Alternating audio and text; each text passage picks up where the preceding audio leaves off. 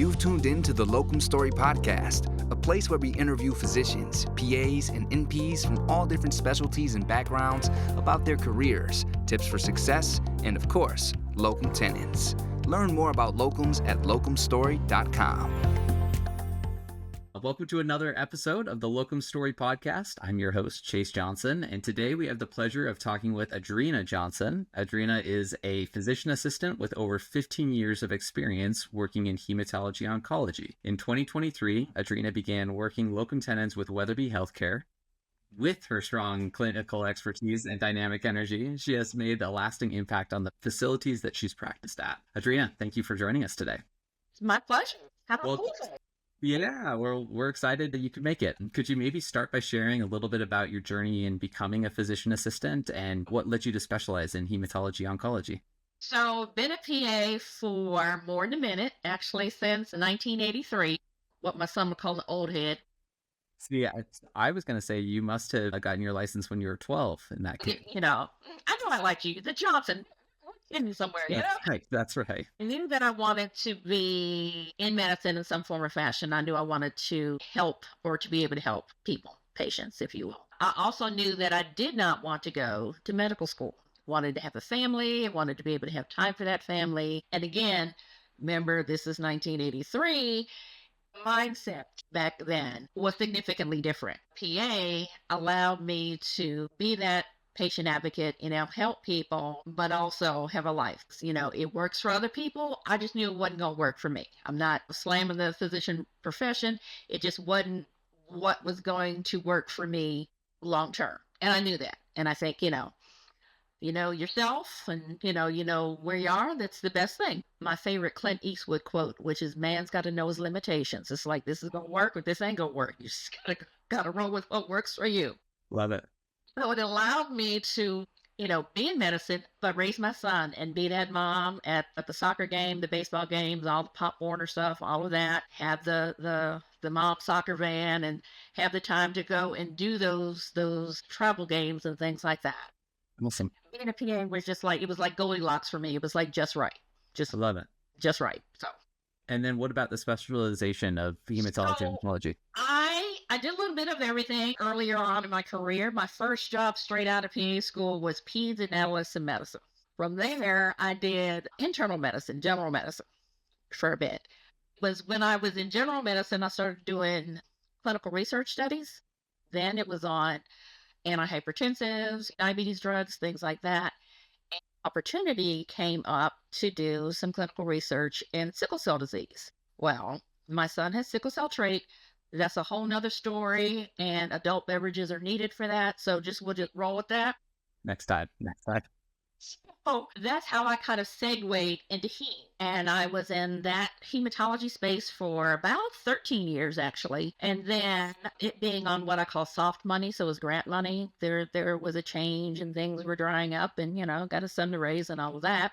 Segued into solid tumor, so more oncology. So between the two, I would say the bulk of my career, like I said, I've been a PA for a minute, has been in heme or heme-onc in some form or fashion. So it was that clinical research that kind of got me into the specialization of hematology oncology. Very neat. Cool. That's great. And then what about locum tenens work? How did you first hear about that? So again, kind of mid-career, I had an opportunity to do some locums vacation coverage for a PA who was, I guess it was maybe a 2-hour drive from where I was practicing at the time. And it kind of worked out. And I did that for a couple of years. It was like, 2 or 3 times a year, I'd go fill in for her for a week and got to know the staff and the physicians. And it just kind of worked well. Fast forward, I'm at kind of a different place in my career, and I'm like, okay, getting ready to move back to Durham, move in with my son and my Nona baby. I go by Nona. I do not endorse the GR names. It's vain, I know it, but I own it. Anyway, I knew that I wanted to start, traveling, so doing locums assignments. And it doesn't make sense to maintain 2 households. You're worried about what's happening to it. So I'm like, okay, that works. I like the flexibility of it, the getting out of what I call the mother may I syndrome. Oh, you don't have enough PTO to take those days off, gets me out of that. Yeah. And I like that. Great. That's excellent. So do you try and split your time where you can be with your son and your Nona and I don't think your Nona baby for a certain period of the year, and then assignment that allowed me to spend a good deal of time with them. So now I'm out here on the West Coast, trying to adapt to the time change. And we'll see where the next one takes me. My family is supportive. It's just like, you do you. They know that I kind of, have that adventurous spirit and I've taken care of everybody, and now it's time for me. yeah, love it. That's great. That's excellent. And I understand you work with Weatherby Healthcare, as we mentioned at the top of the hour. What has that experience been like, and how did you make the decision to work with them over another agency? So the company I worked for before was not Weatherby, but that was a pleasant experience. So that when I began to think about, okay, at this stage of my career, what I want to do, that was like, okay, well, I need to see what companies are out there. And I did kind of interview or work through with some other companies. What I like about Weatherby is that they listen to me. It's not, trying to force me into, oh, you only have to do 30 days. No, I don't. I know. Pay taxes and die. That's all I have to do. I'm just saying. That's it. So when I express my preferences, they're honored. They're like, hey, take a look at this. Whereas some other companies were just really just trying to fill a hole and wasn't listening. And I'm like, I don't need that kind of stress. I don't. So this is not a good fit. So you need to go bye-bye, Where with Weatherby, it's been smooth. When there have been some hiccups because of credentialing, it's a thing. It's either going to be like smooth sailing, or there's going to be some weird something that is unique to that service, but not anywhere else. But their staff they just kind of handle it. They're like, hey, we need this for me. And I'm like, okay, I don't think I have that, but I think if we go here, we can get it. So it's more of a collaborative, supportive environment that works for me. That's great. I've recommended it to others. Good. I'm glad to hear that. That you're helping me segue into another question I had jotted down here around credentialing, and what has that experience been like? I know your first couple of assignments were within your home state, getting credentialed in California. What sort of, were there a bunch of hoops that you had to jump through? So there were a few hoops. There were some things that are specific to, I guess, this particular health system, we'll say. Okay. And it is what it is. If that's the hoop you got to jump through, then that's the hoop you got to jump through. But again, the staff is very knowledgeable and very kind of like, okay, well, we already have this, this, and this, and this. Can you find us this? And I'm like, well, I don't have it, but, if you go back here. We've weathered the storm, if you would. And knowing that up front, like, okay, to get like a PA license takes X amount of time. To get my DEA through California takes X amount of time. Okay. Those are kind of short term when you compare to the credentialing, which is like, pulling teeth with tweezers. It can be a little unnerving. Yeah. But once it's done, you're like, okay, and let's move forward. That's great. So a couple speed bumps, but once you get over the little roadblock, it's going to vary, but my goal is just to kind of roll with it and, see what's there. That's great. That's good. So I want you to think back to your first locums assignments. How did that initial adjustment go for you from full-time work into locums?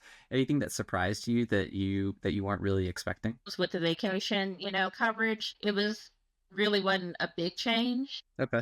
There wasn't any kind of like, oh, this is really different. I'm still doing what I know how to do, just in different situations. So that's fair. So relatively seamless for you, it sounds like. What about building rapport with other physicians and members of different clinical teams? Are people appreciative of that, or has it been any challenges? Or like I said, just how you and I are talking, this is me. Yeah, good. Be known, and then we kind of, forge ahead and go from there. With patients, it's the same. I am, it's how I am. I like being able to kind of go where they are or where they're coming from. I've had patients who have had, double PhDs and some, who are unable to read and write and have been able to explain their chemotherapy drugs, their, expected side effects, course of treatment, things like that, in a way that they each get it without, feeling less than. I have been dubbed the queen of analogies, and I will pull from life or from whatever so that I can get the point across, and it sticks. It's like when I'm encouraging a patient to, listen, I really need you to hydrate. It's really important. Gonna have less headaches, less fatigue. It's good for your kidneys. I'm like, think about it like this. I want you to drink water like a fish. Say you pee like a racehorse. I want to flow it. Just keep it simple. Well, but that's what I do. So between the analogies and the laughter, it kind of breaks down some of that fear and that anxiety of, oh my goodness, I have a cancer diagnosis. Yeah. So just, keeping it real. Wow, I love it. That's great. Well, I hope I'm going to quiz you on an analogy for this podcast at the end. So you better be thinking. With what?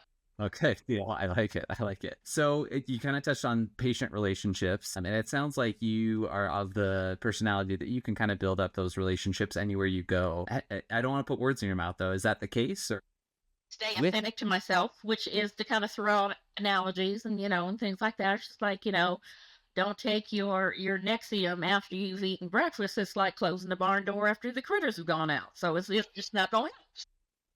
Whatever I can do, how to pull it together so that it makes sense, that's what I do. Well, it sticks with your patients, Exactly. I'm going to remember these. That's funny. Yeah. So tell me about how you decided on California. You're in Eureka, California right now. What are some of the factors that go into making a decision on what assignments you take? Northern California, Napa's 3 to 4 hours away. Oregon is like not far in terms of, so there's some weekend trips to go explore. I'd like to get into what you call the middle states, just exploring some of the Native American aspects. Cherokee on my dad's side, Blackfoot on my mom's side. So, a lot of things. Nice. Wow. Great. So you have some in the back of your mind that you want to explore. I love that. That's excellent. Kind of touched on the state licensing and credentialing process. Do you have, I know that this is relatively new for you, but would you maybe give our audience a rule of thumb or how much time you should maybe allocate or give for yourself or something like that? If you are just getting started, like this is your brand spanking first ever, you need to start, I would say, a good 6 months ahead of time. Okay. Okay, great. The reason being because some of the credentialing processes can take upwards of 3 months. Not sure what the glitches are, but they're there and they're real and you need to be prepared. So if you're stopping, say, full-time regular, what I call the mother may I syndrome, and then going into locums, you need to give yourself the time, kind of research the companies, ask people who are working for different companies and see if it's a fit for you because they're not all. There's a ton of them and you can work for any of them. But my advice would be work for one that you trust, that is a partner as opposed to, you will do this, that, and the other, and that you're comfortable with. And you're like, okay, I'm ready for something else. Hey, can we find me something in this here or that area? So. Great. Excellent. Those are all good call outs. What has been the biggest benefit or favorite part that you've experienced of your locum tenens work thus far? For me, it's the flexibility. As you can tell, I'm kind of animated, top with my hands, okay? So I like having options. And you must say options with the hand motion. I've got to have options, all right? So I was like, plan A, plan B. I go however far down the alphabet I need to go. Good. And locums kind of affords you that. I really like the mother may I terminology. I'm gonna borrow that from you. What have been some of your impactful moments or memories? Anything that you could share from some of your assignments that you've picked up that have really stuck with you? Making an impact with particularly the smaller communities, in connections with, patients. I mean, they don't know me from Adam, and I'm walking in there sometimes giving them bad news. But again, in such a way that, don't get it twisted. I don't sugarcoat it, but that they understand it and feel comfortable asking questions. And that I feel is one of my God-given gifts, and I just kind of want to spread that around. Yeah, grateful that you. Yeah, I'm glad you lean into that. That's special. That's really neat. Shifting gears a little bit, on this podcast, we talk a lot to physicians working locum tenens as 1099 independent contractors, but as a physician assistant, you're actually working as a W-2 employee through Weatherby, correct? Yes, that's absolutely correct. And I'm going to tell you that is like the best of both worlds. I get the flexibility. Remember, options, got to have options, right? Gotta have options. Without the mother may I. Cool. Okay, you stole the question out of my mouth. You're enjoying that. You get the flexibility. You also get the benefits of W-2.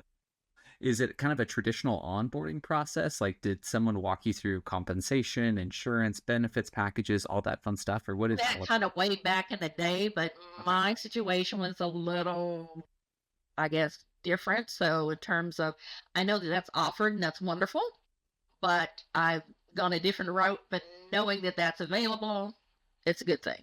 Okay. Yeah. Good to know. Okay. Yeah. That's great. And then taking a peek ahead, I imagine that you would continue your locums work. It sounds like exploring some different states and maybe some native populations. Anything else that you'd call out at the end of the hour here? Doing locums work I do want to kind of visit some areas, but I like the flexibility of piloting my own schedule without the mother may I. I have an issue with mother may I. I'm just saying. I think based off of what we've heard today, not too many folks are going to be surprised at that.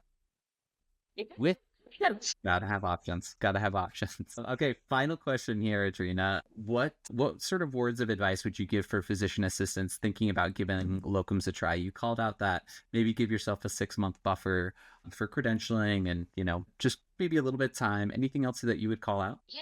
Kind of maybe think why they want to do locums. It's not for everybody, because you are traveling and different places and always kind of being a new kid on the block. So if that's an issue, it might not be your jam, but if you got even just a little bit of adventure in you, it's the way to go. Great. We're needed, so go for it. I love it. Well, Adrena, thank you so much for joining us on the podcast today and sharing your story. It's been a real pleasure. All righty. Appreciate you, Chase. This has been the Locumstory Podcast. To learn more about locum tenens and find additional provider stories, visit locumstory.com.